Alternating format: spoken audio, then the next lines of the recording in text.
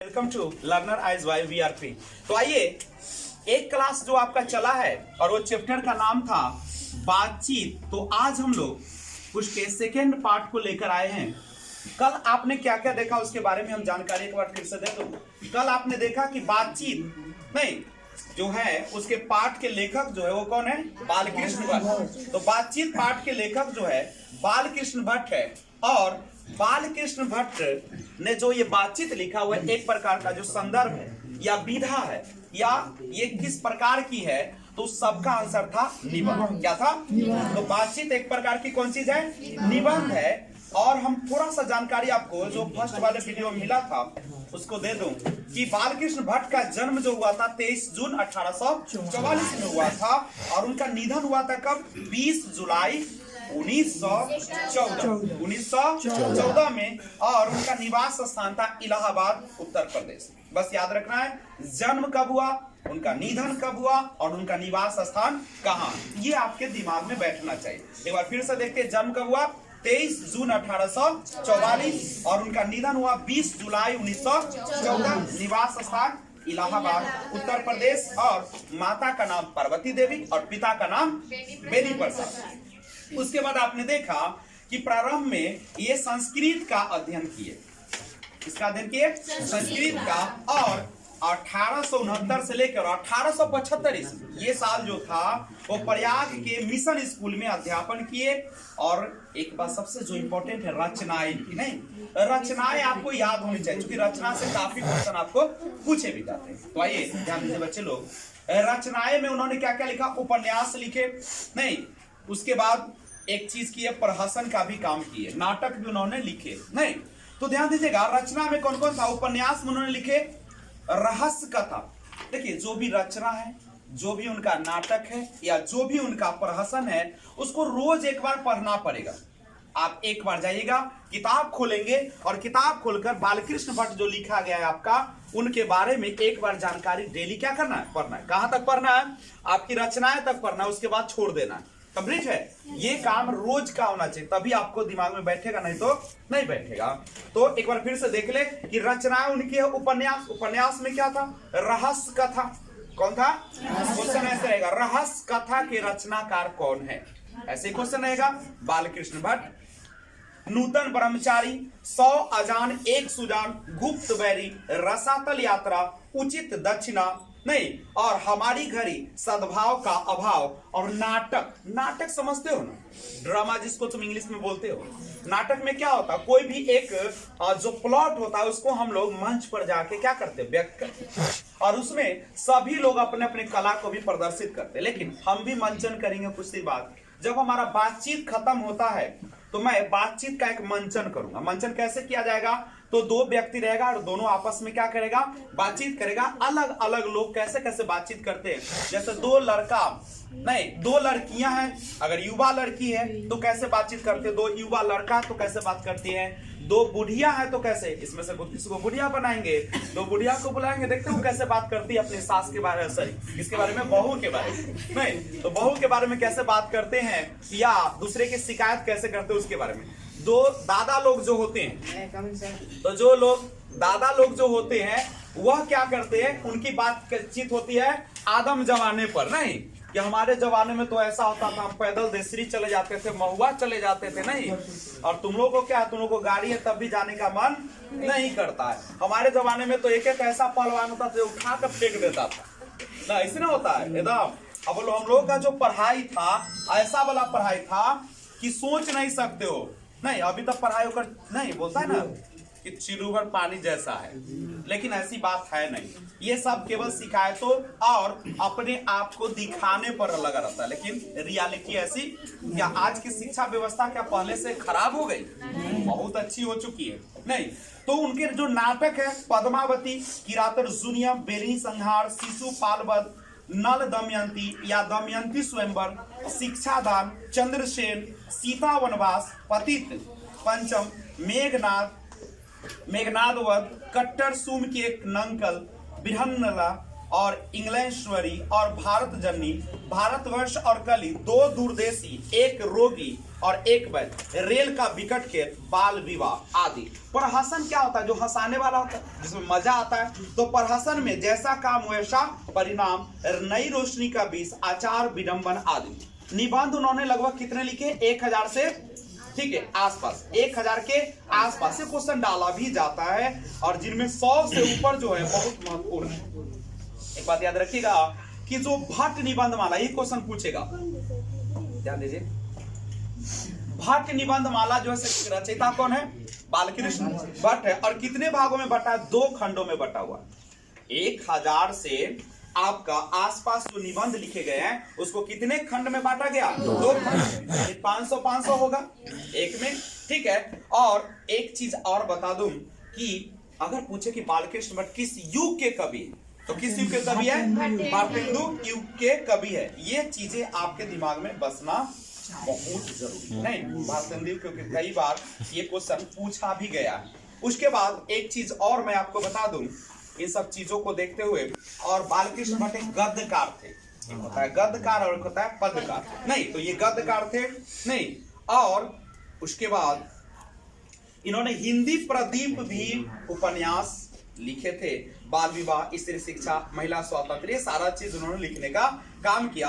आचार्य रामचंद्र शुक्ल जो है, आचार्य रामचंद्र शुक्ल जो है, चूंकि इंग्लिश में एस्से भी लिखते थे, इंग्लिश में अंग्रेजी में निबंध लिखते थे, इसलिए रामचंद्र शुक्ल ने निबंधकार के रूप में उन्हें अंग्रेजी साहित्य के एडिशन और स्टील की श्रेणी में पूछेगा कि अंग्रेजी साहित्य के एडिशन और स्टील के श्रेणी में किसे रखा गया? बालकृष्ण भट्ट को। किसने रखा? रामचंद्र शुक्ल ने रखा। क्या कोई दिक्कत है? तो अब हम लोग जो कल क्लास किए थे बातचीत, बातचीत में आपने क्या देखा? आपने देखा कि बातचीत एक ऐसी कला है जो हमारे अंदर की भावनाओं को, चाहे सुख का हो चाहे दुख का, उसको अभिव्यक्त करने का एक माध्यम है, या दूसरे के भावों को जानने का एक तरीका है बातचीत।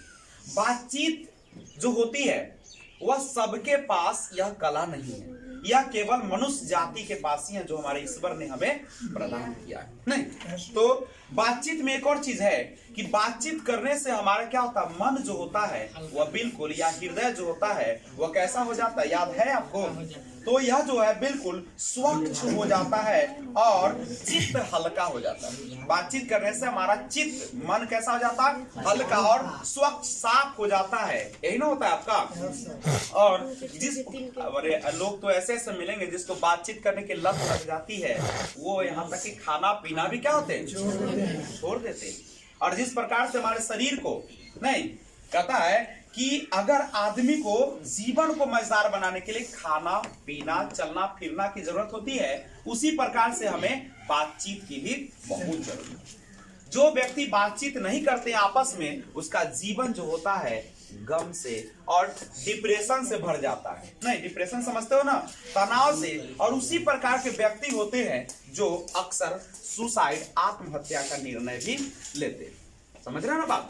आत्महत्या वही करता है जो अपने मन की बातों को व्यक्त नहीं करता। इसलिए आप लोग भी जब घर पे रहे या कहीं भी रहे, अपनी माता से, अपने पिता से, अपने पड़ोसी से, जो भी हो, अपने दिल की बात को क्या करें? आपके विजय सर की तरह हमको देखते हो, बाबू अभी तो कुछ नहीं, मैं सारा चीज बता देता हूँ। कथी बोल रहे हैं सर जी? उल्टा उल्टा कथी बोल रहे हैं? मैं कुछ भी नहीं छिपाता हूँ, जो मेरे मन में आता है मैं स्पष्ट रूप से बोल देता हूँ। हाँ, आप किसी को समस्या होती है तो हमको कहता है कि सर ई वाला बात हमरा न सोहल, तो न सोहल तो हम ओकरा क्या करते हैं? सुधारते हैं। कहते हैं ठीक है देवी, सॉरी, गलती हो गई है, हम फिर ऐसा आपके साथ नहीं। लेकिन जो स्टूडेंट जिसको जैसा अच्छा लगता है उसके साथ हम ऐसा व्यवहार करें। अब दूसरी बात, 2 चीज आपने देखा था। सबसे पहले तो यह जानते हो कि ईश्वर ने अनेक प्रकार की शक्तियां हमें प्रदान की है कि नहीं? उसमें से सबसे जो महत्वपूर्ण क्या करते हैं, या कहो कि उनमें से जो एक है वो हमारी वाक शक्ति। वाक शक्ति यानी बोलने की शक्ति।